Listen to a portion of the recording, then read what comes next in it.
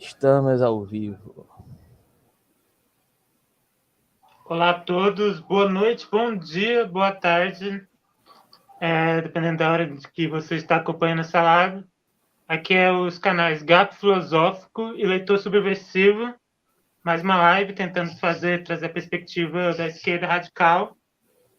E aí, como eu considero esse tema ligado tanto ao abolicionismo penal quanto como o tema da saúde mental, a gente está trazendo hoje sobre a questão que toca tanto pontos o discurso, tanto pontos relevantes sobre questões jurídicas, quanto do feminismo, quanto da teoria queer, que é sobre o ativismo e sobre a questão do trabalho sexual, da transformação do trabalho. Aí não sei se as perspectivas da Carol são marxistas, anarquistas ou outro campo. A gente está trazendo, a gente tinha um planejado em formato maior, a gente vai falar rapidamente e vai aprender um pouco com a Carol Bonomi seu ativismo e seu trabalho como pesquisadora. Aí eu gostaria que a Carol Bonomi se apresentasse aqui e falasse um pouco do seu trabalho, seu projeto. Oi, gente, boa noite. Agradeço demais o convite de estar aqui na live. Eu sou Carol Bonomi, sou educadora social, sou pesquisadora, cientista política e também feminista. Eu pesquiso há quase 10 anos sobre trabalho sexual.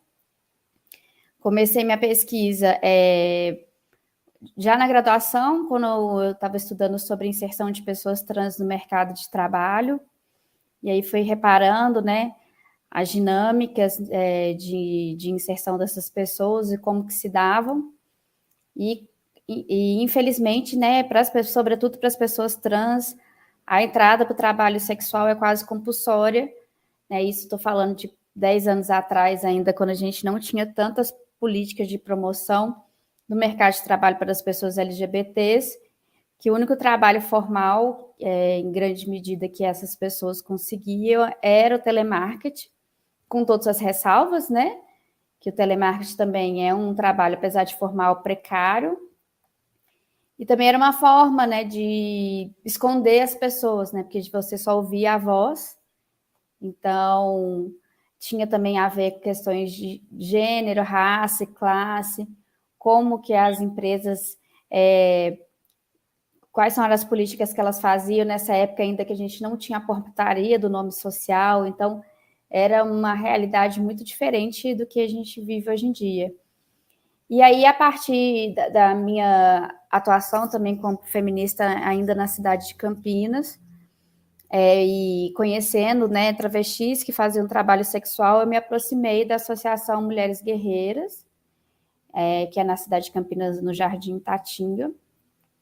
E no mestrado eu comecei a pesquisar o movimento brasileiro de prostituta, a partir da atuação política da Betânia Santos, que é uma das coordenadoras da associação.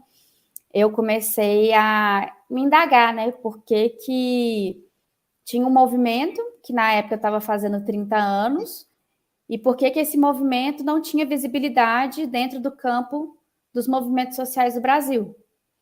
Então, a minha pergunta de pesquisa se transformou se a gente pode considerar o movimento brasileiro de prostitutas enquanto um movimento social. E a partir daí eu fui descobrindo várias coisas, né?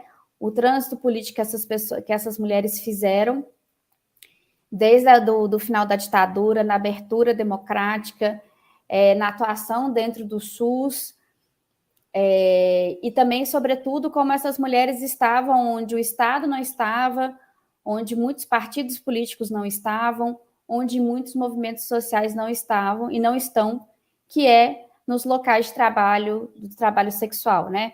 Seja na zona de prostituição, seja no cabaré, seja em hotel, e essas mulheres estavam ali para lutar pelo direito das trabalhadoras sexuais, pelo reconhecimento profissional, reconhecimento enquanto cidadãs.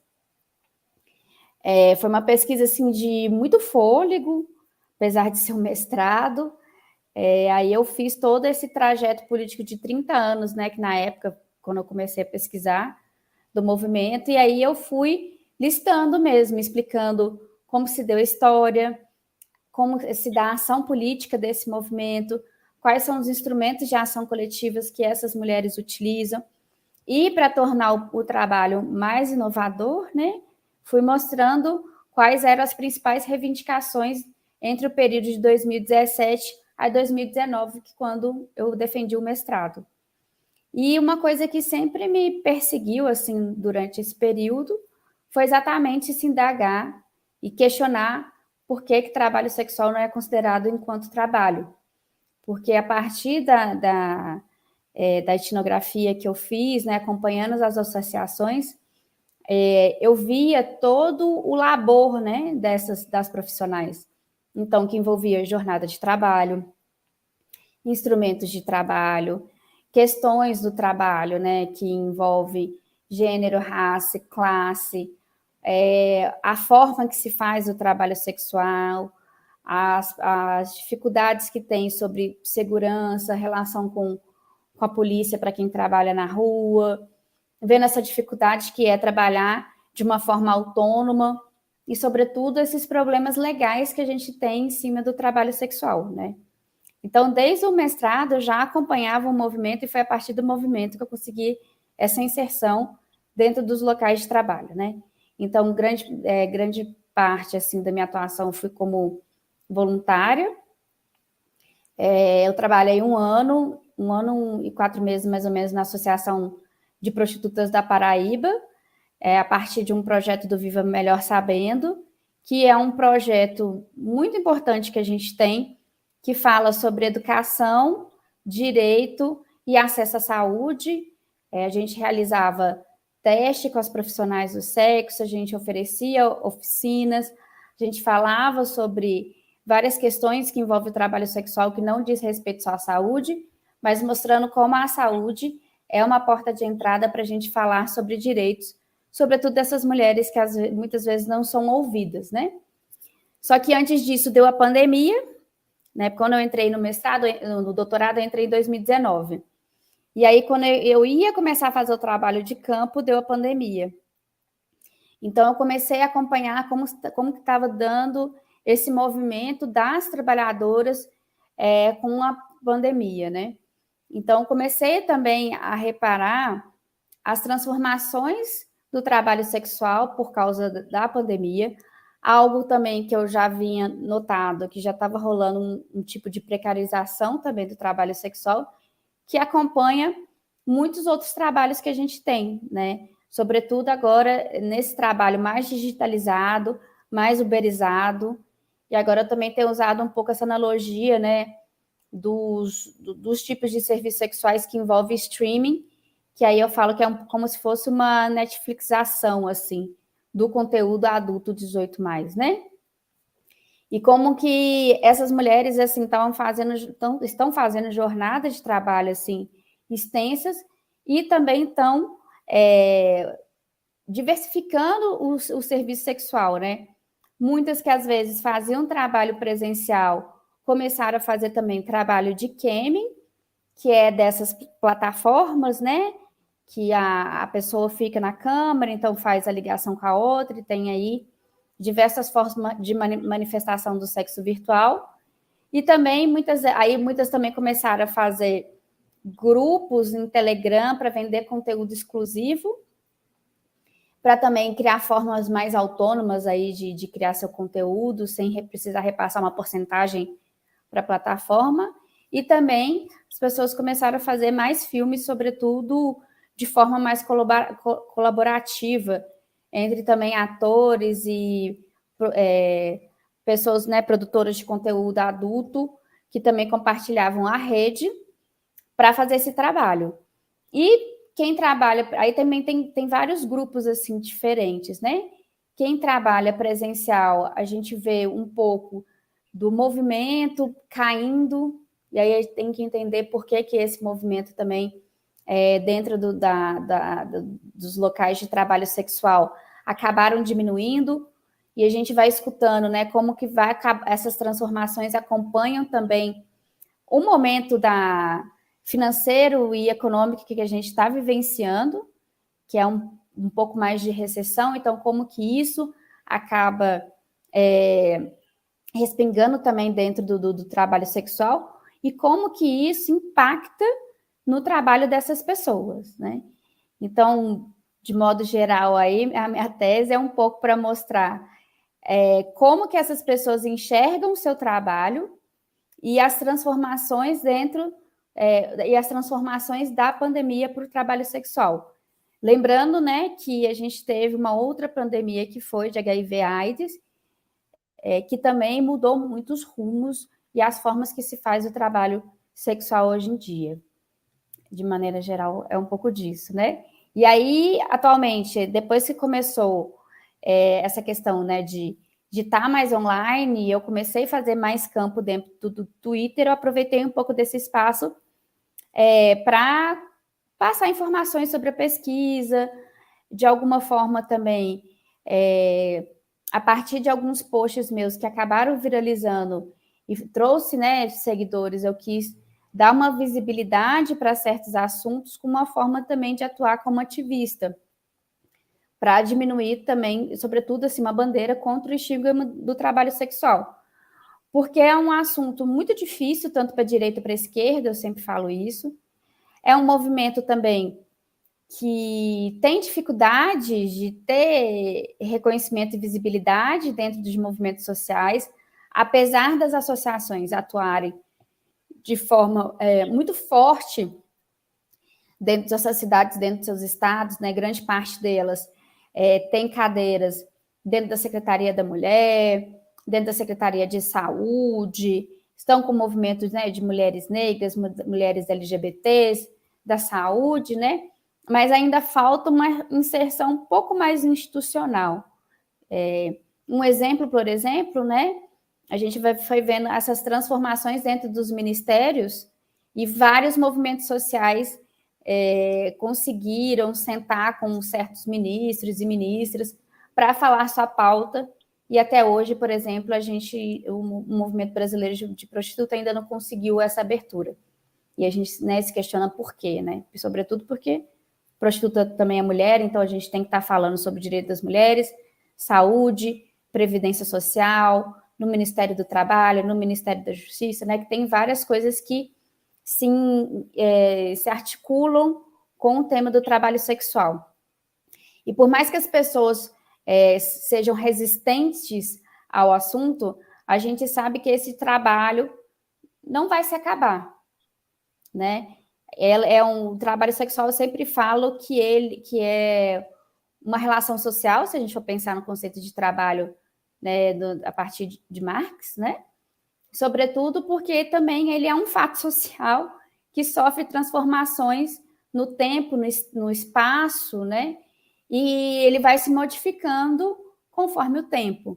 Eu fiz um pouco esse resgate, estou fazendo, né, nessa parte da minha revisão bibliográfica, para mostrar as transformações do trabalho sexual a partir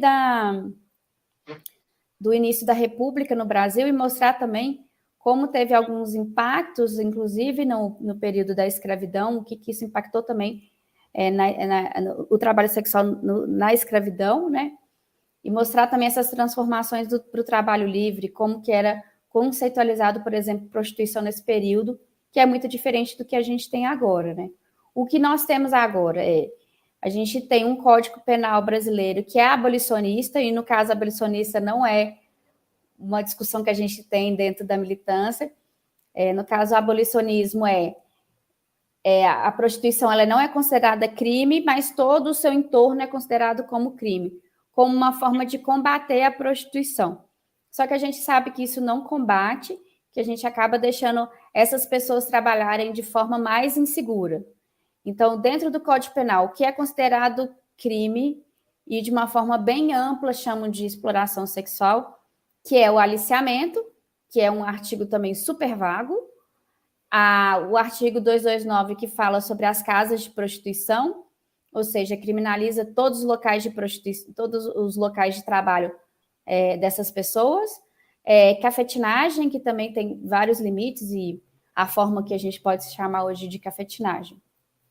E nós temos a lei que passou por transformações, tem essa transformação, essa mudança na redação de 2016, que é a de tráfico de pessoas, que, quando implodiu, né, entre a passagem do século XIX para o século XX, o tráfico de pessoas ela era quase sinônimo de prostituição.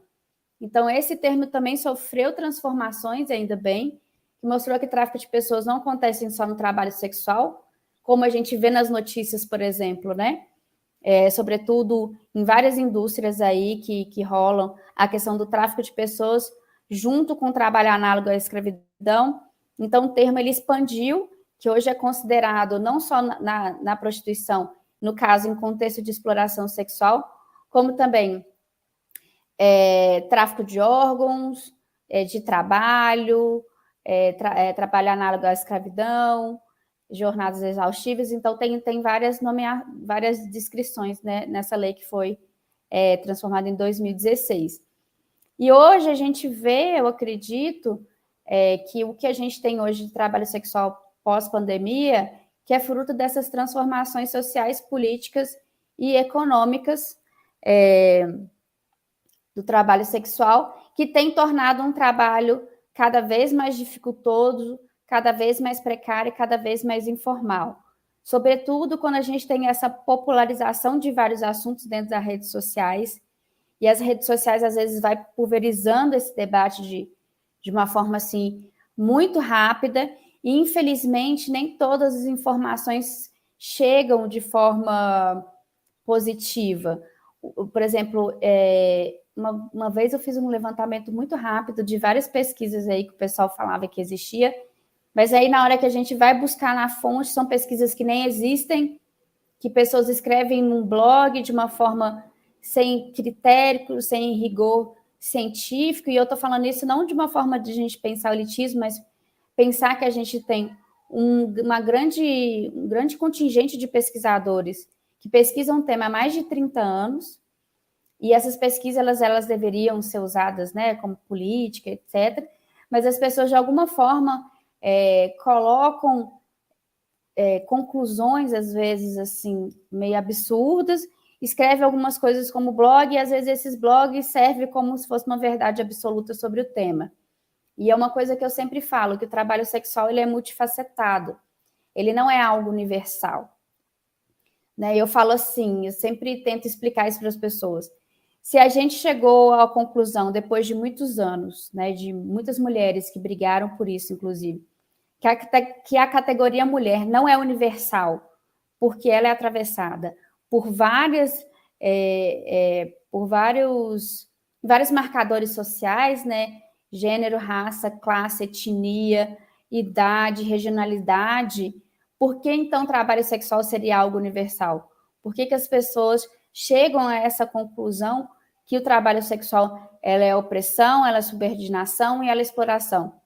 Sendo que há um universo de forma que essas pessoas fazem esse trabalho, que inclusive o lugar que você está, isso influencia muito, e cada local de trabalho é muito diferente uma da outra, porque as dinâmicas que são feitas dentro, que tem, né, que constituem essas normas desse local de trabalho, ela é influenciada pela cidade, pelo estado que você está também. Então, é um tema muito difícil, que eu fico bem impressionada como é que as pessoas às vezes colocam de uma forma muito fácil e rápida, como se fosse uma fórmula mágica. Então, a exploração, ponto final, acabou, e não entendem o que é a dimensão disso, né? Como que são as diferentes formas que essas pessoas trabalham, e a forma que essas pessoas trabalham consegue apontar para a gente as características desse trabalho, para a gente conseguir, por exemplo, dialogar com a sociologia do trabalho, para mostrar que a gente está falando de um trabalho que é precário, informal, etc., mas não deixa de ser um trabalho, e que aponta para a gente outras formas, inclusive, de transformações que a gente está tendo da própria categoria de trabalho, né? Que, sobretudo agora, pós-pandemia, a gente com a reforma trabalhista, com a reforma da Previdência, então, assim, o trabalho sexual também está acompanhando isso, né? Não só está acontecendo com o Uber e o iFood, mas também está acontecendo isso no trabalho sexual. Então, eu tento mostrar um pouco, estou tentando, né, escrever um pouco sobre isso para trabalhar na tese, de forma bem resumida. Ele já trouxe bastante reflexões para mim. Quando a minha prima começou, a gente cresceu junto, praticamente, até ela fazer a transição. Até ela fazer a transição, as empresas que a gente conseguiu, que ela mais conseguiu, era costureira, empregada doméstica. A gente não chegou a conseguir, nunca chegamos a conseguir um trabalho de carteira assinada na época. O cabeleireiro, que tem bastante. Cabeleireira, maquiagem, tipo assim, e bem no estereótipo, não era nem que a gente queria, era o que era mais imposto para nós, se você quiser trabalhar, é com isso.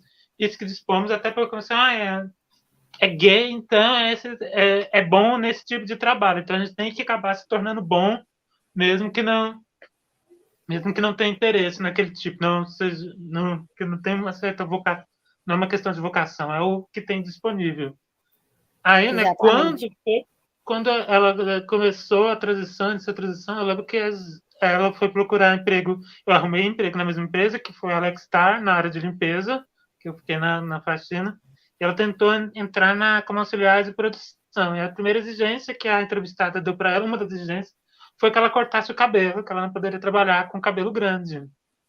Né? Sendo que todo mundo tem que trabalhar lá com touco de proteção, porque é uma indústria farmacêutica, não é uma empresa farmacêutica, a Alexstar, e a gente tem que trabalhar com um monte de proteção e tudo mais. O cabelo não ia ficar à mostra.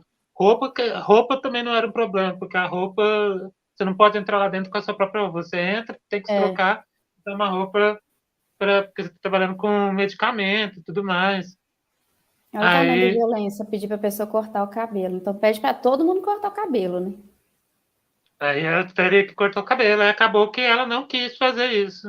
Então foi meio que encaminhando, né, para o trabalho sexual. Eu lembro que aí você falou da plataformização do trabalho sexual, desse processo de esterilização, porque quando ela começou, eu estava na escola, foi o início do boom para a gente, né, da periferia, das lan houses, né, e da internet pelo celular que estava acontecendo. Exatamente. E ela começou a se prostituir, na verdade, pelo bate-papo UOL, pelos grupos do bate-papo UOL que tinha que o pessoal falava que era mais rentável, inclusive. Eu escuto isso de interlocutoras falando que era uma época ainda melhor.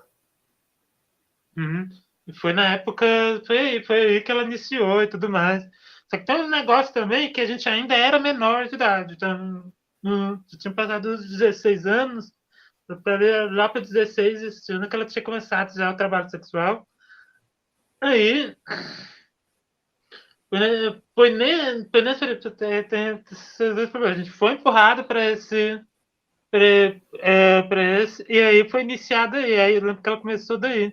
E depois que a gente conheceu, né, e não é uma coisa de conhecer pessoas distantes e tudo mais, a gente conheceu outras travestis e outros meninos LGBTs dentro do nosso próprio município, setor, que estavam fazendo trabalho sexual, que iam para a rua, e aí não se reduziu apenas a galera LGBT, a gente conheceu várias meninas, várias mulheres, e como você falou, é muito facetado, tipo, tem menina que eu conheço, para quem é de periferia e tudo mais, é acostumado nisso, que elas não têm casa, que elas são expulsas e tudo mais, e elas convivem com um certo senhor de idade, porque ele dá comida, ele dá sustento, ele dá dinheiro, a gente sabe que ali troca de favores. Eu penso, muita gente iniciou por isso.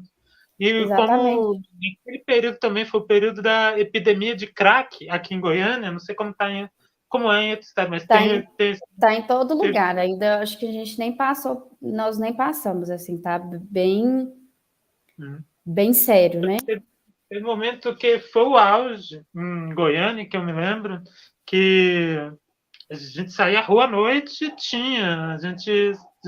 então teve bastante problemas, porque seria um tema bastante grande para eu entrar, mas que eu estou fazendo a citação das memórias, da minha experiência. Sabe uma pessoa que seria interessante você chamar para falar sobre isso também? A Juma Santos, ela é coordenadora da Associação Tulipas do Cerrado, que é do Distrito Federal. E a Juma, ela é uma assim, inclusive eu falo isso na dissertação, como ela foi importante para o movimento, para trazer esse debate sobre drogas, porque também é um tabu para falar sobre isso dentro do trabalho sexual, porque a gente sabe o estigma que fica em torno disso, e como ela conseguiu discutir isso a partir da redução de danos. E o trabalho que ela faz é um trabalho, assim, belíssimo, com pessoas em situação de rua, né? Pessoas trabalhadoras sexuais, né? E ela conta muito esse panorama, que como é que está chegando essa questão agora das drogas nesse período, e sobretudo no período da pós-pandemia. Quiser, eu passo contato, porque ela é uma pessoa, assim, maravilhosa, que o mundo deveria conhecer. Vou querer sim. E ela está aí pertinho de você. Eu vou querer sim. Eu acho que eu peguei um dos seus fios, que você divulgou várias páginas. Acho que estou seguindo essa página também. Eu comecei a seguir todas. Aí, voltando aí, nesse período que foi um auge de epidemia de crack, é que eu percebi também a exploração de bastante colegas minhas que eu estudei com elas no fundamental, no ensino médio, aí no crack, que foram até levados para a situação pelo consumo de drogas, mas também conhecer um nível de exploração, né, de aproveitar da vulnerabilidade das pessoas em uso E nesse período foi também que eu acabei, né, porque bastante gente que eu conheci acabou indo morar na rua, tudo mais, morar na rua. Então, também entrei em contato, isso aí foi meu contato com pessoas tanto em trabalho sexual, mas em situação de rua. E não todas, né? Porque a galera vai estar na pessoa que mora na rua. É muito mais complexo, porque aí também tem que saber separar o que é essa vulnerabilidade de estar numa situação de rua e o trabalho sexual. E nem todas estão fazendo trabalho sexual, tem gente que não faz de jeito nenhum. Exatamente. E outra coisa também, que é algo muito sensível, assim, para discutir, é sobre a questão da maioridade e menoridade. Porque grande parte das pessoas trans, como a gente sabe, infelizmente, quando se assume, muitas delas são expulsas de casa e não tem para onde ir.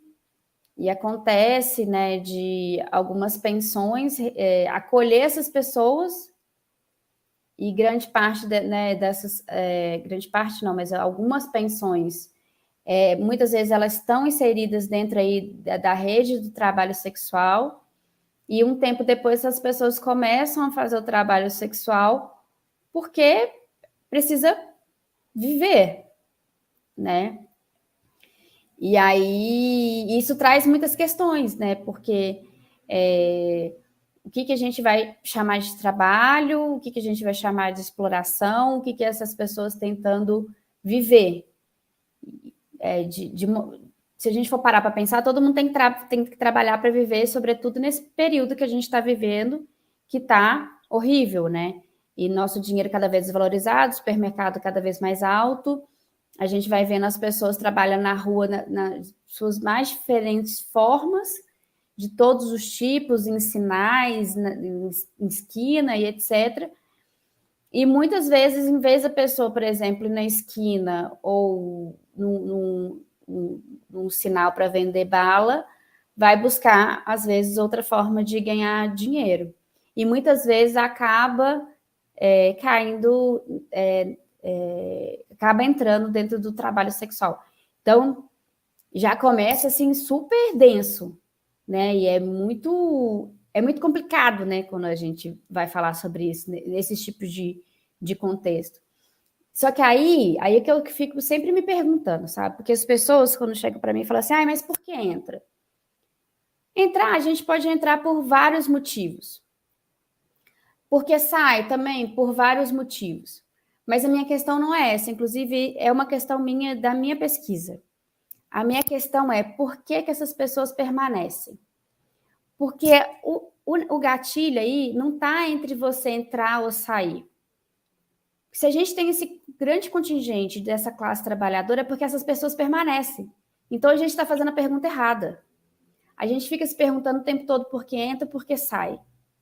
A entrada é só o começo, mas o que leva essas pessoas a continuarem nesse trabalho, fazer desse trabalho sua renda de vida, o seu sustento, elas criam carreiras, que é isso que também é algo que eu trago na minha tese, quando eu trago sobre a trajetória de vida de algumas interlocutoras, aí fazem desse trabalho uma carreira, reestruturam sua vida, e aí também que intersecciona com família.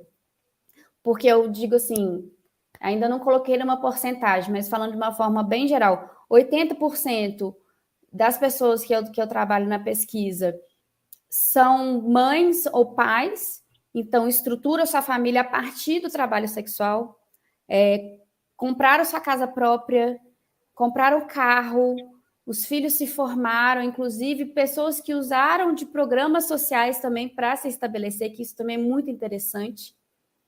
Então, assim, por que essas pessoas estão permanecendo? Por que elas estão fazendo vida em cima desse trabalho? Né? E no começo, às vezes, pode vir dessas trajetórias super turbulentas. E pode acontecer, às vezes, as pessoas, a partir do trabalho sexual, conseguirem alguma... usar uma palavra autonomia. assim... uma autonomia, né? E pelo menos, assim, ter uma qualidade de vida, pelo menos ok, assim, você sair de uma miséria. E muitas saem, vão fazer seus cursos, etc. E depois ainda falam, olha, se não fosse trabalho sexual, não tinha conseguido isso. Só que aí, assim, tem alguns casos, né? Mas a gente tem um grande contingente que permanece. Se não tivesse essa permanência, a gente não tinha, até hoje, o trabalho sexual. Né? Então, aí eu me pergunto, como é que essas pessoas estão permanecendo? Que independente do tribunal, né, do Twitter, se é ou não é, e ainda juntam com vários conceitos super complicados, né, como pedofilia, enfim, toda essa questão vício e etc. Mas as pessoas permanecem, têm seu trabalho. E elas têm rotina, elas têm jornada de trabalho, elas têm problemas no seu trabalho, no seu local de trabalho, igual qualquer outra pessoa também tem no seu local de trabalho, só que elas não podem falar. Tem a vida afetiva também super comprometida, vivem estereótipos, vivem estigmas. Então, como é que a gente faz, né? Essa é uma questão também sobre a questão afetiva, porque grande parte da clientela em Goiânia, não só para travesti, mas para todo mundo, é o público evangélico e pessoas casadas da prostituição. Eu não estou fazendo uma acusação, eu estou dizendo que como é que a gente consegue perceber aqui. A gente tem aquele negócio do público de fetiche, pessoal de casa, a galera que é casal, que também vai para programa e procura a gente no programa e tudo mais. Mas no caso a gente tem mais esse público secreto, assim, no meio urbano. E eu já fui para o interior. O trabalho sexual lá acontece com outra dinâmica e tudo mais. Os caras passam um tempão isolado dentro da fazenda e quando é o dia do recebimento, eles têm aquele salvaguardo, vão para a cidade e, tipo, é aquele momento onde eles falam que até eles gastam quase todo o salário dentro dos bordéis puteiros. Para quem foi para Peri do Rio, aqui em Goiás, ou então para a fronteira ali do Mato Grosso, Mozalândia e tudo mais, os puteiros são visíveis. Então, se existe alguma lei por lá proibindo esses locais de trabalho, parece que eles fazem uma total vista grossa. Então, mas aí que tá. Tem uma... Vamos dizer assim... É tão complexo. Eu estou parada, inclusive, nessa parte da minha qualificação, que é o que é conceitualizado na lei sobre casa de prostituição. Na lei fala que é um local que é exclusivamente para prostituição ou outra forma de exploração sexual. Isso não existe assim, só em contexto realmente de exploração, né, que a pessoa às vezes tem esse imaginário que vai ter um monte de mulher amarrada e etc. Porque, na verdade, o trabalho sexual, ele depende de interação. O trabalho sexual presencial, né? Ele necessita de interação, precisa de contato visual, precisa de conversa. Então, grande parte dessas casas, na verdade, não são casas, são bares. Um ponto de encontro que as pessoas estão ali, tentam, né, socializam, vão saber se vão fazer o programa ou não, e aí fazem um programa em algum local determinado, que pode ser feito também em vários deles. Então, assim, um bar, né, como você está falando aí, às vezes pode ser uma casa, mas aí está registrada como bar, como casa de drinks, etc., que realmente não entra nesse enquadramento do... É uma cidade turística.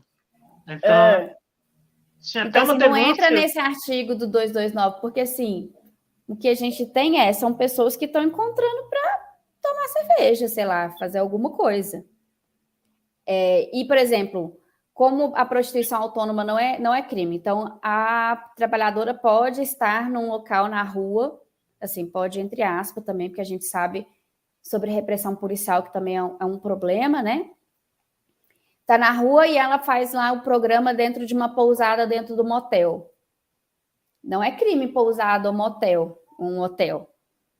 Mas é um local também do trabalho sexual, porque a gente precisa de um lugar para estar fazendo o trabalho sexual. Então, esse negócio da casa também é uma armadilha quase, né? Que na lei fala de uma forma, aí depende muito da denúncia, como que o Ministério Público chega até lá, como que faz a investigação, o que as pessoas vão analisar, os depoimentos das pessoas que vão trabalhar e etc e tal, né? Então, por isso que essas casas, que você está falando, né, abertamente todo mundo conhece, não fecha.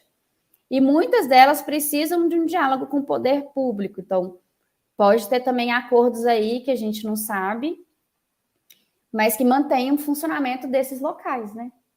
Que aí também se encontra a contradição, porque a gente tem uma certa manutenção do Estado, e a gente pensa no Estado de uma forma também muito ampla, não só essa forma mais unitária, né? Mas pensar também que as pessoas podem exercer o papel do Estado, papéis podem exercer o papel do Estado, que atuam em nome de, e que ele está lá, mas, por exemplo, o Estado não está para garantir direito dessas pessoas que estão ali trabalhando. Porque a gente tem a defesa, apesar de, na nova redação, a partir de 2009, a gente fala de uma proteção que o bem público é a dignidade sexual. Dentro dos processos que eu estudo na tese, a gente vê juízes até hoje falando sobre a defesa da moral e dos bons costumes. Só que a gente está falando de um trabalho que existe há muito tempo e não vai parar por causa da moral e dos bons costumes. Apesar de as prostitutas já terem ser consideradas criminosas, vadias, pela lei da vadiagem, mas hoje em dia isso não existe mais, né? Então, esses locais, eles exercem meio também nisso, né? Meio nas bordas do Estado, né? O Estado finge não atuar, mas atua. Regulamenta sem regulamentar, sabe?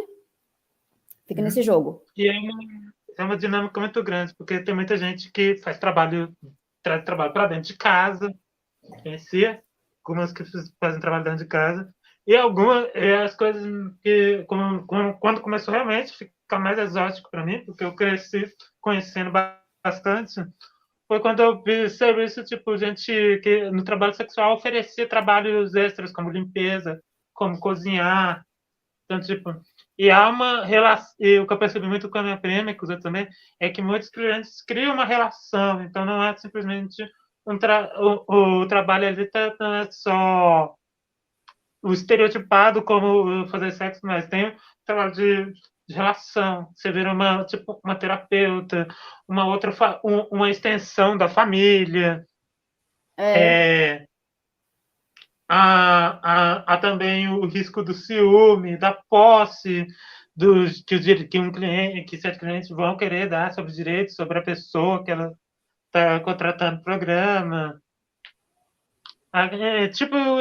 Do tipo daquela história que as pessoas mais costumam querer criar na cabeça, de que a pessoa vai tirar ela da prostituição, do informante, mas na verdade não é isso.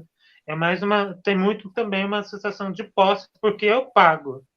Então, uma exclusividade. E também essa noção de exclusividade, porque eu pago e tipo, a pessoa cria tentando uma questão de autoridade, né? O nosso cliente não tem sempre razão. É engraçado que, assim, às vezes o dinheiro ele serve como uma fronteira exatamente para você delimitar até onde vai e o que se faz.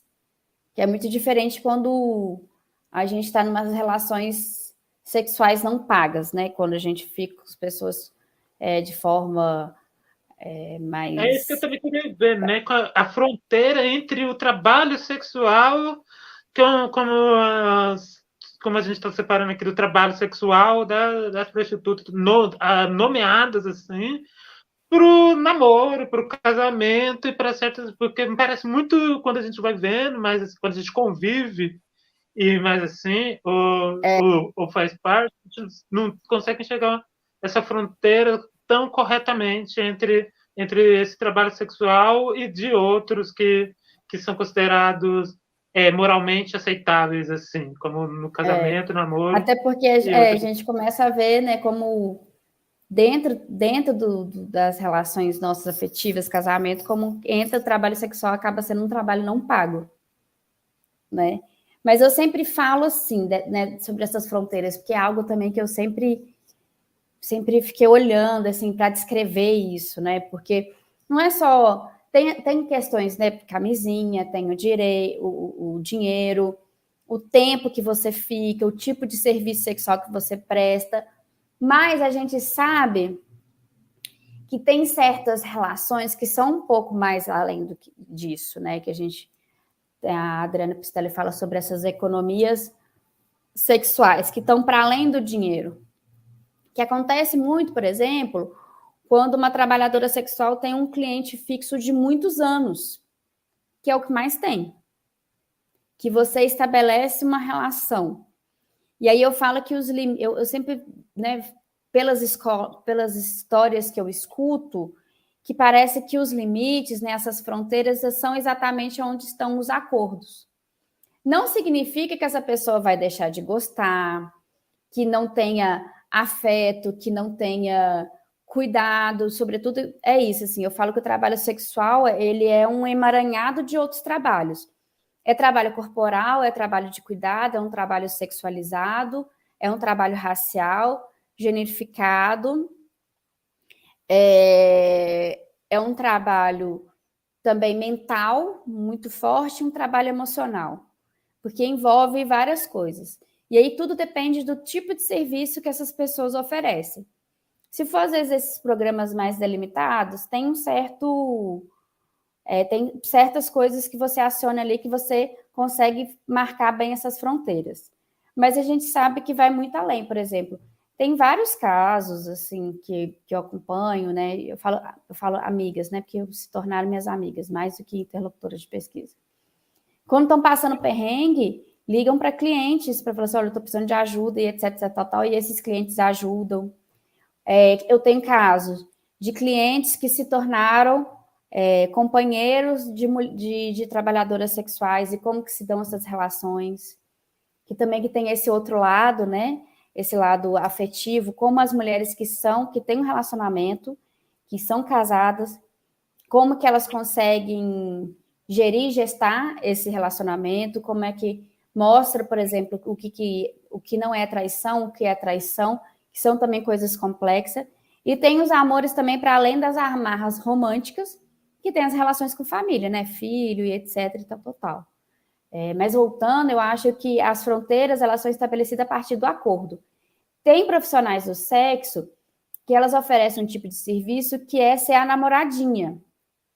Então, a namoradinha que ele vai pagar, né, para ir para o cinema com ele, para ir em algum evento, para ficar junto, e não necessariamente tem a relação sexual propriamente dita. Mas ali se estabelece uma fronteira do que é ser essa namoradinha, né, tem esse acordo das questões sentimentais, né, emocionais, de afeto, e que essas pessoas oferecem esse tipo de serviço, como a gente também tem online, né?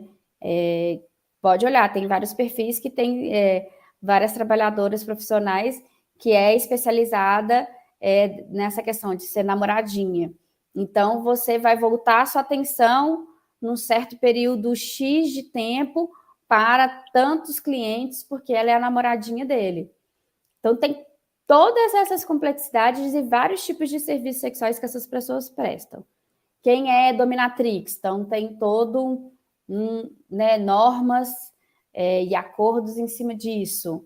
Né? Então, por mais que as pessoas falam que o trabalho sexual, como se fosse, né, você pegar uma pessoa pelo braço no meio da rua e você vai fazer qualquer coisa com essa mulher dentro do quarto.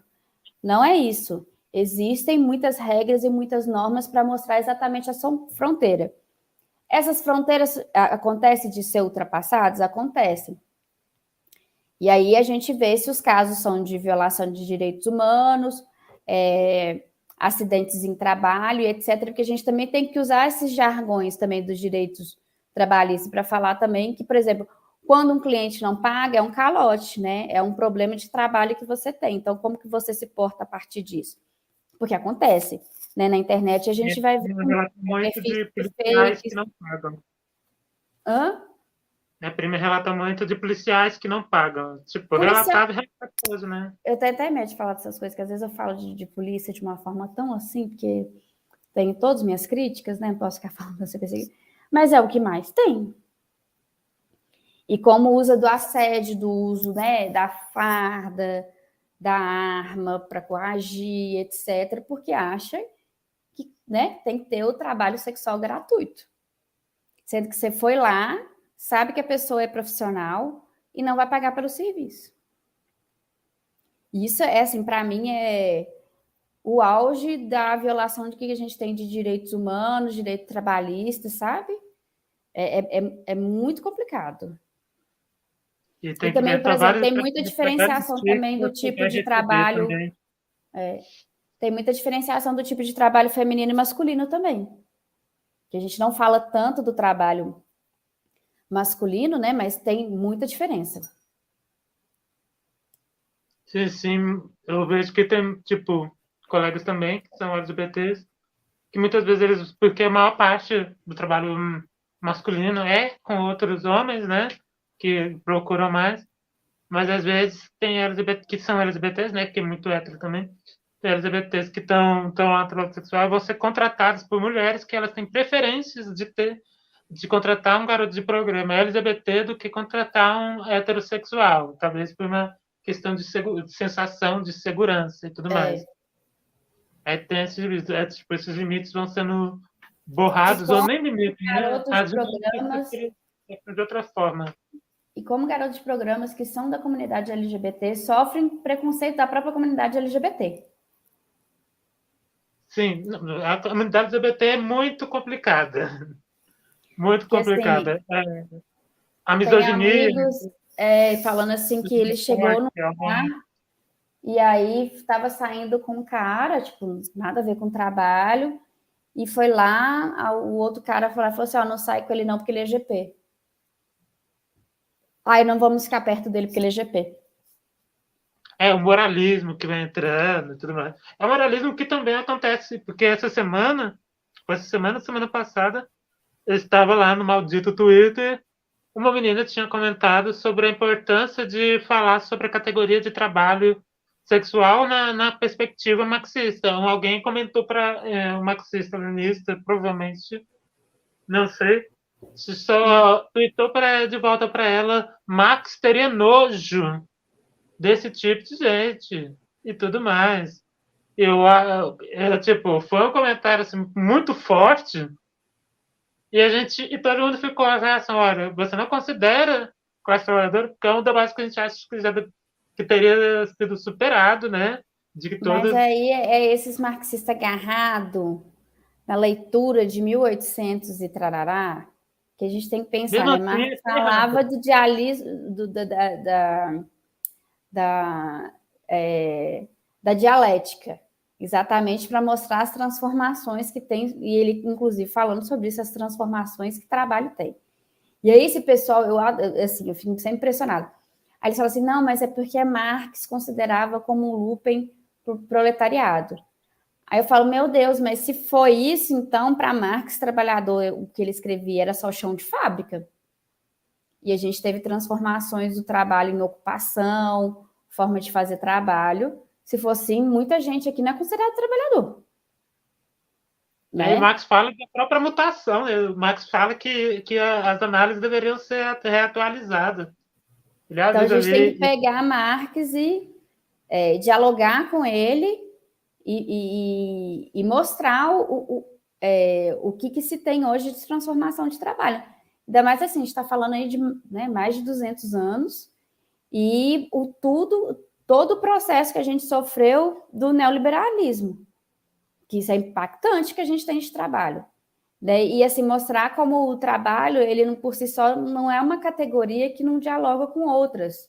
Né? Então, a gente tem aí também uma gama de pesquisa para mostrar como gênero impacta, como raça impacta, sexualidade impacta, idade impacta, local impacta, idade impacta, que fazem dessa categoria trabalho também, inclusive, também ser multifacetada. Então, um pouco também da minha ideia é também estar discutindo com o marxismo, que a gente sabe que é muito difícil dialogar com o marxismo sobre isso. A gente está com algumas portas mais abertas, eu falo hoje em dia. Estava conversando isso com uma amiga minha, que ela está nessa empreitada aí de uma pesquisa de mestrado na USP, e eu falei com ela, eu falei assim, você tem que jogar a cara a tapa e tem que estar discutindo com essa pessoa, porque nomes grandes que a gente tem, né, de marxista, já estão falando sobre isso, né? A gente tem a Silvia Frederici, teve uma oportunidade na Unicamp, né, que eu faço pesquisa lá, que teve uma palestra da Cintia Arusa. A Cintia Arusa estava falando sobre isso. Inclusive, ela falou assim, não tem uma resposta fechada. As pessoas não podem acreditar que trabalho sexual não é trabalho. Então, aí tem gente também discutindo com a teoria da reprodução social para falar sobre trabalho sexual, que também faz parte, né? Então, a gente precisa estar... Porque, assim, é uma coisa que eu sempre falo, e eu falo para vários amigos meus super marxistas, assim, bem tradicional, vamos colocar assim. Não falar sobre o assunto não vai deixar que ele exista. Então, as pessoas acham que não falar sobre trabalho sexual, que o negócio vai deixar de existir, não vai. E aí a gente teve uma pandemia que mostrou, mais uma vez, um novo ciclo aí, né, de transformação, que agora está pegando muita gente. Eu estava falando isso numa entrevista, inclusive, numa rede aqui em Minas Gerais, que a gente também precisa identificar os grupos que estão querendo trabalhar com isso, porque a gente tem, por exemplo, o OnlyFans. A gente tem pessoas famosas que usaram do OnlyFans, e as pessoas não param para pensar nisso, né? Usaram do OnlyFans para conseguir grana, porque você não estava fazendo novela, você não estava fazendo reportagem, você não estava fazendo show, então precisava ter esse capital aí de giro para ter uma renda. A gente tem a galera que é de fato profissional, que está dentro dessa categoria, que trabalha, etc. Tem uma galera iniciante, sim, que começou meio nesse entremeio, mas que está fazendo carreira, e um pessoal que é tipo como se fosse Uber ou iFood, que está colocando esse serviço sexual como uma maneira de complementar a renda. Em vez de você pegar o seu carro ou você pegar a sua moto, né, fazer um certo tipo de conteúdo adulto sem sair da sua casa, que é uma coisa que eu escuto muito na pesquisa, era uma forma também de ganhar dinheiro. Só que aí a gente também tem uma mídia muito irresponsável que coloca como se o OnlyFans você fosse ganhar rios de dinheiro imediatamente. E assim, o OnlyFans depende também do algoritmo, igual também vocês que têm a página, etc. Você não vai ganhar dinheiro assim imediatamente. Inclusive, o OnlyFans não foi feito nem para o conteúdo adulto. Foi feito com pessoas que têm um certo tipo de engajamento na rede social. Em vez de gerar conteúdo o tempo todo gratuito, igual a gente tem no Instagram, você direciona um certo tipo de conteúdo para seus fãs, para que eles possam pagar para continuar você tendo um rendimento enquanto produtora de conteúdo. E aí, a galera que trabalha com conteúdo adulto se apropriou dessa plataforma. E aí agora a gente tem uma manifestações aí de vários tipos de plataformas, inclusive plataformas brasileiras, que são específicas para o conteúdo adulto. O OnlyFans, ele tem essa metamorfose, assim, que você pode não ser trabalhadora sexual, mas você trabalha com conteúdo adulto, que é diferente, e você que é trabalhadora sexual, que trabalha com sexo e também produz conteúdo adulto. E aí vendem essa ideia que você, tendo um OnlyFans, você vai ganhar rios de dinheiro. E não, você tem que trabalhar muito, você tem que criar muito engajamento. Né? Você tem que lutar com as palavras porque nem todas as palavras são aceitas no Twitter e no Instagram. Como que você migra dos seus seguidores que você tem em essas redes para o seu OnlyFans também, que é um problemaço. E dá muito estresse também. Tem interlocutoras de pesquisa, amigas também, que têm muitos seguidores e que estão sofrendo estresse de trabalho muito grande e reclamando também dessa uberização do trabalho sexual, porque você também gera muita concorrência, então você também gera também uma flutuação de preço. Então, às vezes, muitas pessoas jogam o preço mais para baixo porque tem muita gente no mercado. E aí tem gente que fala, olha, eu tenho esse preço, não dá para baixar disso. E como que isso vai precarizando um trabalho uma da outra por causa dessa questão de preço? E as pessoas pechincham, que isso que é o pior, né? As pessoas vão pechinchando a foto e etc., porque a gente tem também essa concepção que se você mandar nudes, você pode mandar nudes de graça, né? Então, isso tudo também impacta dentro do trabalho sexual. E aí, é assim, só para, né, concluir, o OnlyFans, então, o OnlyFans é toda essa mistura e a gente tem um perfil muito grande de pessoas. Nem todas são trabalhadoras sexuais de fato, né? Tem essas pessoas que fazem mesmo para complementar a renda. Eu tenho histórias, né, de que pessoas que abandonaram seus empregos formais porque conseguiram gestar bem essa questão da plataforma e continuar, e tem outras pessoas ainda que continuam. E aí é muito foda, porque essas pessoas, por exemplo, que têm empregos formais, quando a galera descobre que ela tem OnlyFans, muitas vezes elas correm o risco de perder emprego, ou sofrem ameaça, chantagem. Aconteceu vários. Teve alguns casos famosos, como o promotor que fazia conteúdo adultos e descobriram e demitiram ele. E ele anunciou que é por hipocrisia e que ele iria continuar produzindo conteúdos adultos. Não, o que mais tem, você vê assim, notícias, você coloca assim, palavra-chave, né? OnlyFans, mulher perde emprego. Você vai ver um tanto. Por exemplo, também, essas mulheres, né, que são mães, e aí, por exemplo, deixa a criança na creche. Ai, mãe, não sei o que tem OnlyFans. E a gente vai ver muitas mães que têm OnlyFans, né? E aí, em vez de a gente culpar o trabalho sexual, porque isso acontece, eu acho que é uma questão muito fácil culpar o trabalho sexual, igual uma mulher né, me questionou isso uma vez numa entrevista, falando assim, facilidade. Eu falei, nossa, para mim eu acho que não é nada fácil. Primeiro de tudo, né? É um trabalho muito difícil, que exige demais. E assim, por que a gente não se questiona da poucas políticas públicas que a gente tem de proteção ao trabalho, toda essa crise econômica que nós vivemos, essa crise da pandemia, tem muitas coisas que são estruturais que estão antes do trabalho sexual. As pessoas têm problema, elas fazem essa inversão.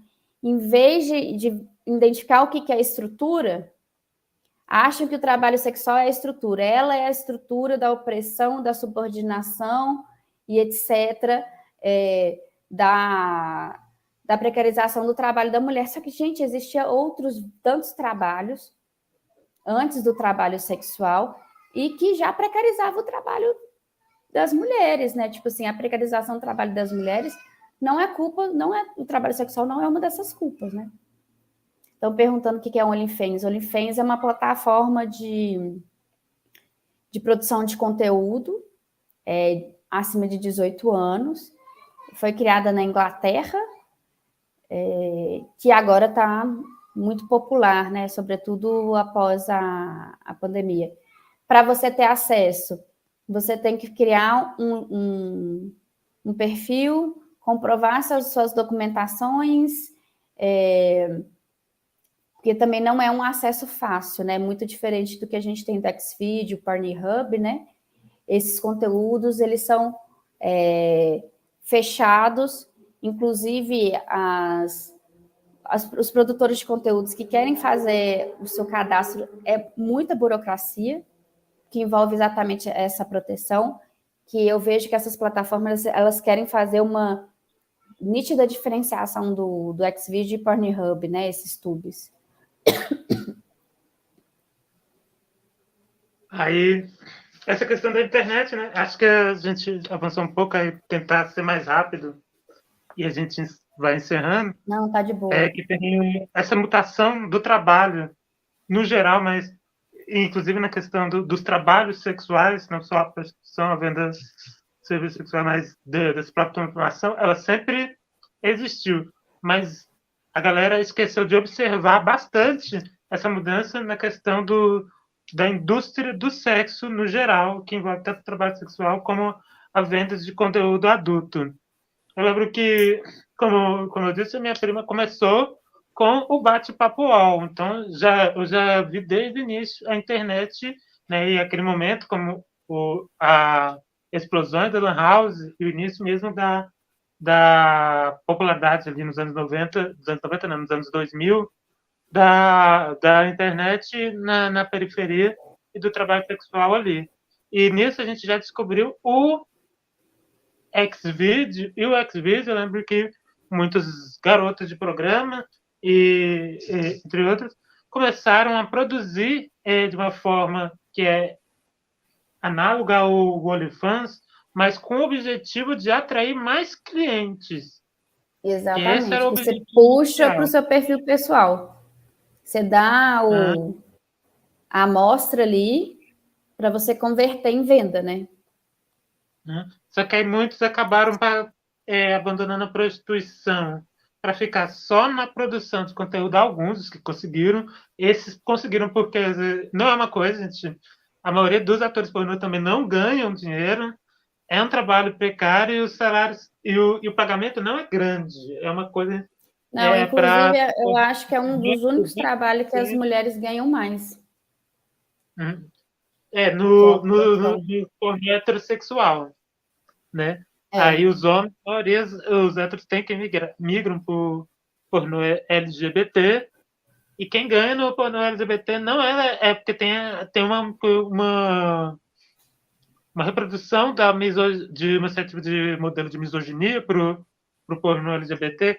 Quem ganha mais, ganha mais visibilidade é o ativo, e tem que ser um cara ativo, padrão, com um pau gigante. E aí a passiva é considerada inferior, de menor, tem esse pagamento menor, tem menor valor, é o menor valor como pessoa também, porque como para quem acompanha também, como na internet, como as pessoas não que estão contratando diretamente, mas comentam e discutem sobre a imagem, sobre aquelas pessoas presentes ali, quando se trata, não importa tanto do heterossexual, em que as mulheres que ganham mais, ou no LGBT que as pessoas ganham menos, essas pessoas, tanto a mulher quanto a passiva, são menos utilizadas, e não é só na categoria fetiche que as palavras putas são usadas ali. É puta, é baixa, é larga, essa não é para casar, essa, como é que você fica.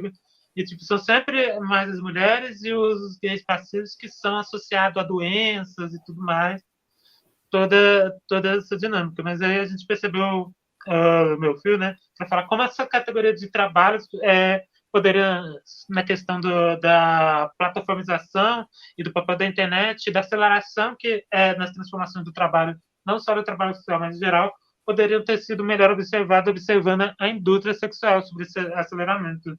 Porque, como eu disse, muita gente entrou lá ali para o IDS, lá no Xvideo, fazendo um trabalho o que é chamado do pornô amador, mas inicialmente para atrair para o seu trabalho local, acabaram indo para essa produção, e a gente percebeu que essas plataformas eram muitas plataformas que ofereciam múltiplos serviços diferentes, como sexo ao vivo, o trabalho de PECs, trabalhando também com públicos e fetiches em nichos específicos diferentes, e como isso foi evoluindo tão rapidamente, perceptível, e como essas categorias de trabalho, essas transformações estão sendo omitidas, ignoradas ou simplesmente rechaçadas e discriminadas no próprio campo de pesquisa da esquerda radical sobre as relações de trabalho e sobre as relações de trabalho com as novas tecnologias em sua crescente evolução e como o capital vem se apropriando disso. Como a gente sabe, a pornografia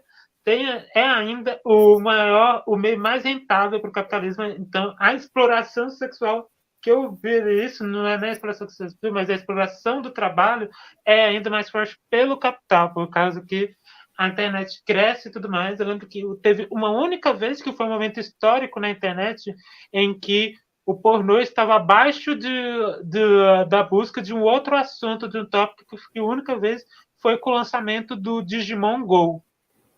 Foi a única vez que o pornô esteve abaixo de outro tópico de pesquisa, mas foi a única vez. Não, tem 2 documentários muito bons que falam sobre essa transformação. Tem um que chama Pornography, que é tipo democracia e pornografia em inglês junto. E na Netflix, o documentário que saiu sobre Pornhub é muito interessante, porque eles focaram na ótica de quem estava trabalhando na plataforma. E aí escancara várias coisas, né? Porque as pessoas acham que tá todo mundo ali que vende pedofilia, vende estupro, né? Como se essas pessoas também não tivessem essas preocupações. Inclusive, isso é muito ruim, né? Porque acha que a pornografia é esse sinônimo e não é.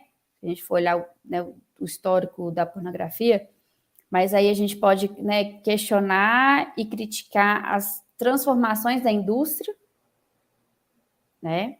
Agora também a gente se questionar por que a gente tem tanta busca por pedofilia, por estupro, né? A gente também não faz uma pergunta anterior. Por que as pessoas associam isso a sexo? Porque sexo, igual a, né, Gay Rubin fala, a gente tem que pensar no sexo de formas democráticas e com consentimento. Então, tem algo ali, né, que também falhou, que as pessoas acharem que estupro é sexo, sendo que é um crime sexual. E eu acho que tem um outro documentário também que ajuda a gente a questionar sobre isso, que eu gostei bastante, é O Homem Mais Odiado na Internet, que era aquele site horrível que tinha, que o cara ficava soltando nudes de ex-namorada, que ele fez isso de vingança, que nomeou a lei, né, de pornografia de vingança, que também eu acho um nome equivocado, né, porque isso já não é pornografia, né, porque pornografia tem o consenso entre as pessoas que estão ali trabalhando, tem ética, tem, assim, uma galera que trabalha por trás disso, né, então, assim, tem vários tipos de filmes, então, acompanhar isso, assim, como que isso foi se transformando, como essas próprias pessoas que trabalham com pornografia também criticam isso. E aí tem uma pergunta anterior, por que tem tanta busca por isso? E a importância da gente falar sobre educação sexual. E educação sexual não é só pela questão da proteção, né, de formas de sexo mais seguras e etc. Não é isso que a gente está falando, mas é isso exatamente para a gente falar algo primordial, que é um dos pilares do trabalho sexual, e falando trabalho sexual de uma forma também abrangente, incluindo a pornografia, que é consentimento. A gente tem um gap ali muito grande, que é isso, assim, a gente não fala sobre consentimento de educação sexual. Para as pessoas identificarem quando vê um vídeo, estupro, ou vê crianças e adolescentes, que isso não é sexo. Né? Então, por que tem essa procura? Né? E aí também saber identificar essas redes, né? Que as pessoas acham que quem divulga material e etc. é por si só pedófilo, e não é, são pessoas aí querendo ganhar dinheiro acima de qualquer coisa. Como que tem esses nichos, como que criam esses mercados, por que tem esse compra e venda, tem essas perguntas também, tem questões que são anteriores, que não diz respeito à pornografia. Né? E também a gente está num processo muito difícil nas redes sociais, da demonização dos prazeres, dos fetiches, das manifestações sexuais, que diz um universo aí muito amplo, né, de exercício da sexualidade, e que não diz respeito a crimes sexuais. Né? Então, a gente precisa também, né, delimitar também o que a gente fala de pornografia, o que a gente considera, o que é a manifestação da indústria, né, e o que tá sendo produzido. Aí, beleza. Aí, Alberto, você tem algum apontamento para fazer? Obviamente que aí a gente já fecha a Vou live. ser breve, porque eu não quero me estender muito, até porque por conta do adiantado aí da hora da live. Mas, assim, primeiramente agradecer pela exposição assim, tão rica de materialidade e algo que é extremamente necessário, né, de ser conhecido a fundo. Só que eu percebo que existe uma grande dificuldade na esquerda de observar esse tipo de trabalho sexual, né, voltado para todas as nuances que foram exploradas aqui, sem moralizá-lo dentro de um sentido, tentando até, de certa forma, promovê-lo dentro de um sentido de libertação, né, digamos assim, né, de que a mulher se circunscreve dentro de um sentido unicamente de exploração, né? Uhum. Apesar de que a estrutura, de um modo geral, ela favorece justamente vários sistemas de cooptação que você mencionou aqui. Olha, você acha que existe um fetiche que se cria na perspectiva do, por exemplo, do site OnlyFans, que qualquer pessoa vai ter acesso àquele site e vai ter um acesso fetichizado a uma determinada renda, e não é bem assim que acontece, né? E aí, de certa forma, a falta de acesso a esse tipo de informação faz com que essas pessoas fiquem presas num sentido de marginalização dentro das plataformas, inclusive. Né? Então, é justamente a falta de acesso a esse tipo de informação e o tipo de informação que você trouxe aqui que faz com que as pessoas fiquem presas num ciclo de vários ciclos de alienação, na verdade, tanto das pessoas que tentam esmiuçar essas questões para poder trazer o mínimo digamos assim, de combate aos processos de exploração que ocorrem dentro desses meios, mas não só, né? E aí eu me remeto até recentemente assim, eu digo de 3, 4 anos atrás, teve uma série de documentários aí tentando explorar as grandes atrizes do meio pornô, que já é outro nicho, e aí existe um processo de, digamos assim, um estabelecimento das pessoas que obtêm sucesso nesse meio e as pessoas que ficam dentro de outros tipos de nicho, né? Mas que foi justamente discutindo essa questão. Do ponto de vista dessas atrizes, né, quem é que se sentia bem fazendo esse tipo de trabalho e quem entrou por uma necessidade estrutural, do modo geral, né, e dando vazão à fala dessas pessoas, o que era uma forma de tentar demonstrar como é um processo complexo, multifacetado, que engloba uma série de questões e de processos sociais que a gente não pode chegar a uma conclusão apressada e muito menos querer ser o salvador da pátria, né, de simplesmente Exatamente. demonizar essas questões, né? Então, assim, primeiramente eu queria agradecer pelo detalhe das informações, apesar do pouco tempo aqui hoje, né? E dizer que eu também tenho amigas que trabalham com esse tipo de atividade, né? E que talvez sirva para elas tentarem se compreender dentro dessa lógica, como que lugar elas se encaixam, né? Porque Sabe por cada quê? pode É falar. difícil até elas falarem com os amigos. Tem amigas minhas, né, que eu falo hoje, minhas amigas, falam assim, Carol, eu não consigo chegar numa mesa de bar e falar assim, nossa, oh, que merda, hoje foi um cliente insuportável que fez isso e aquilo. Que é igual, por exemplo, quando eu já trabalhei em loja, muito tempo, trabalhei em shopping, minha vida quase inteira. Que às vezes é isso, você quer chegar para falar mal de cliente, porque trabalhar com o público é muito difícil e é na mesma loja, mas não pode falar, porque senão é tudo exploração. Olha aí que ela está acontecendo. E não, ela só teve um dia ruim de trabalho. Igual todas as pessoas, né? Agora, você falou sobre a questão dessas pessoas falando sobre o seu próprio trabalho. Não sei se vocês já ouviram, mas eu super recomendo o podcast Brasil para Maiores, da Marie Dercler e do Thiago Dias, que conta nos episódios a história do pornô do Brasil, porque é igual eu falo, tudo nosso aqui também é muito diferente dos outros países. O trabalho sexual também é muito diferente. A gente tem essa imagem estereotipada, do cafetão, dos anos 70, no meio das ruas de Nova York, muita grande parte de homens negros e, né, aquela ideia do PMP e a prostituição aqui também foi completamente diferente. A pornografia, então, muito mais diferente. Então, quem tem essa curiosidade de entender como que foi muito diferente, né, a pornografia aqui no Brasil, né, brasileirinhas, sobre também esses atores e atrizes que ingressam na pornografia, o que tem as pessoas falando sobre o seu cotidiano de trabalho, precisa escutar esse podcast. Eu falo que foi um dos melhores podcasts do ano, assim. Eu estou enchendo o saco da Marie para ela fazer a segunda temporada.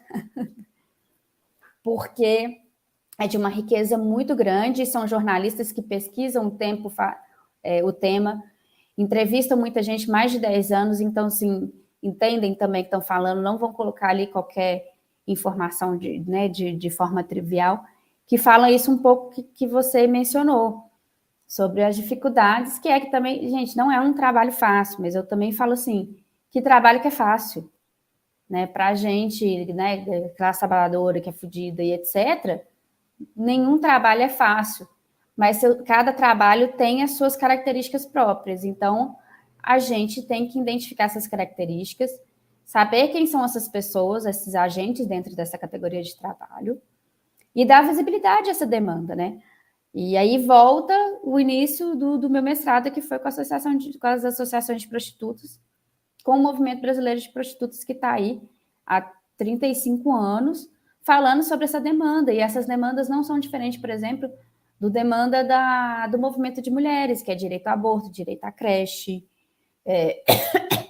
direito ao trabalho, renda alternativa. Não se descola.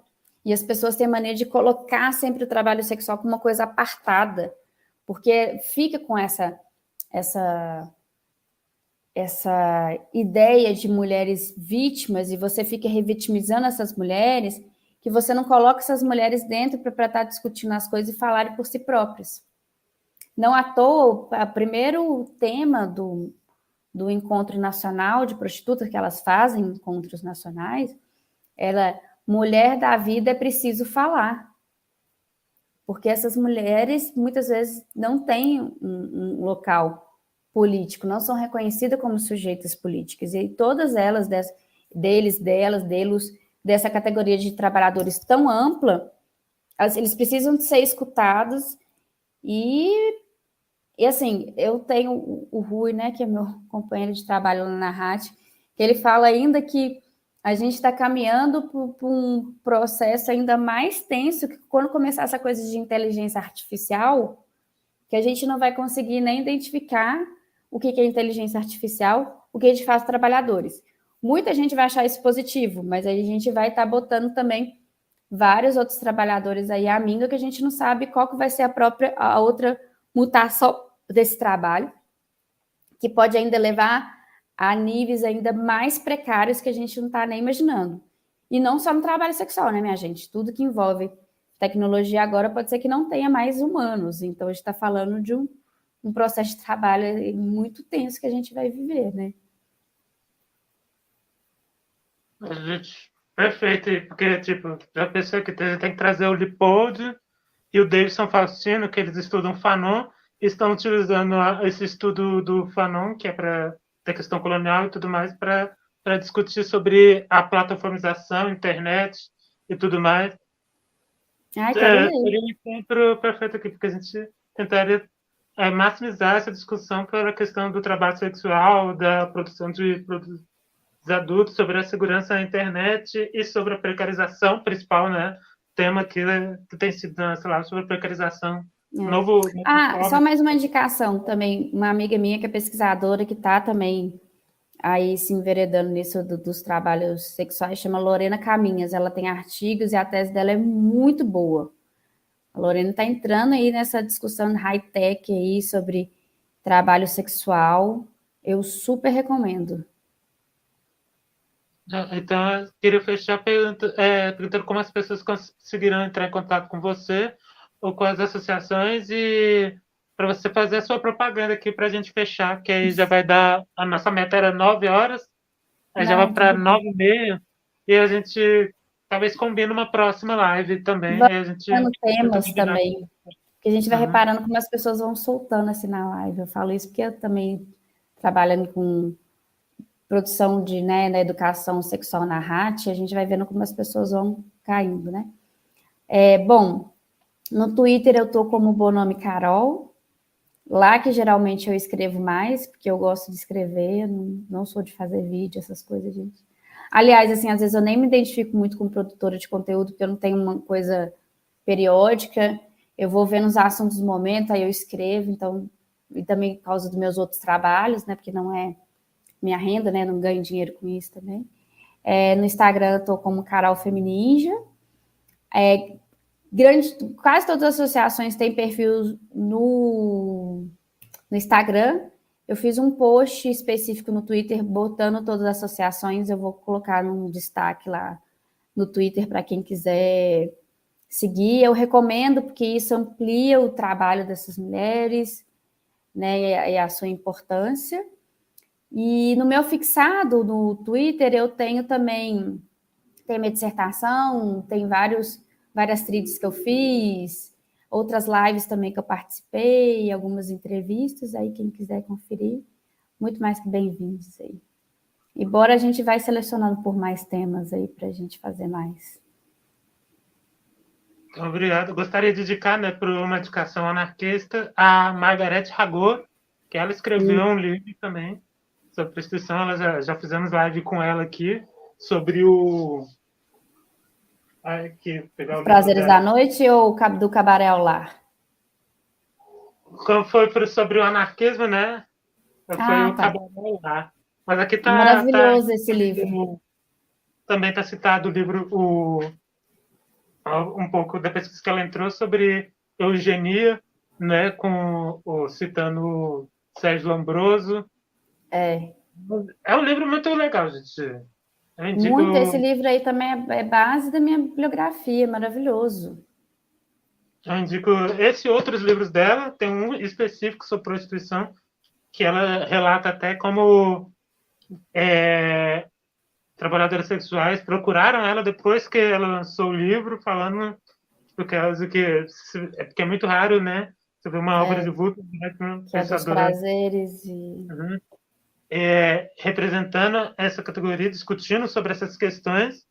Então, é muito importante trabalhos como o da Carol para representar essas pessoas. E me despedir e falar muito obrigada. Só uma última indicação também.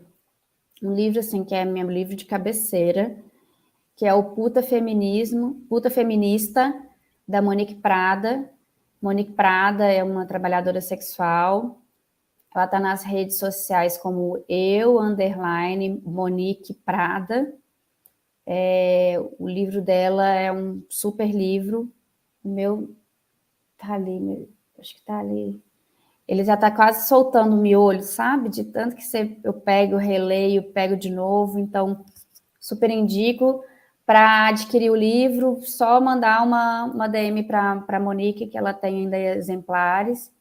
Quem quiser, super recomendo. E tem um outro livro também, que foi traduzido, que tem as considerações também do movimento, que é Dando uma de Puta, da Melissa Grande, e também, que agora vai sair um novo lançamento, é o livro da Lourdes Barreto, que é uma das mulheres que inaugurou o movimento brasileiro de prostituta. Ela tem 83 anos. O livro chama Eu, Lourdes Barreto. O Instagram dela também é Eu, Lourdes Barreto. Eu esqueci agora a editora que está fazendo o lançamento, mas no perfil dela tem o link. A Lourdes, ela trabalhou no trabalho sexual mais de 50 anos. Ela pegou aí o período da década de 50, trabalhou em garimpo, pegou a transição da ditadura. Ela conta como que era trabalhar sendo prostituta na ditadura, que também tem outros processos, como que ela estava na redemocratização, como ela estruturou o movimento de prostituta. É um baita livro também. Então, fechando aí as indicações, acho que eu não esqueci de nenhuma. Então, o Alberto, alguma última palavra? Só agradecer mesmo. Obrigado aí pela exposição. Desculpa, eu tenho interrompido. Agradecer muito obrigado e até a próxima, né, que a gente vai precisar, né, marcar uma próxima, porque ficaram tópicos a serem explorados, porque eu queria discutir também sobre a literatura, sobre outras questões. Aí, muito obrigado a todos e acho que a gente já pode encerrar aqui. E anarquia e amor para todos. Eu sou um anarquista, o GAP é marxista. E muito obrigado a todos aqui por acompanhar mais essa live, que ela foi muito importante. E como falando, é uma militância para a militância, para que as pessoas se importem, mas aprendam e não negligenciem certos tópicos importantes, que principalmente para a esquerda e para o trabalho, para compreender o trabalho atualmente. Só dizer uma coisa, marxista, mas não daqueles que acham que marxismo é um método estanque que se aplica anacronicamente, inclusive dentro da categoria trabalho, diga-se de passagem, tá? Sim. Gente, obrigada, quero agradecer muito o convite de vocês. Vamos marcar outras aí por tópicos também, porque é muita coisa para falar, né? E agradecer a todo mundo que está aqui acompanhando e participou. Então, beijos. Até a próxima, pessoal.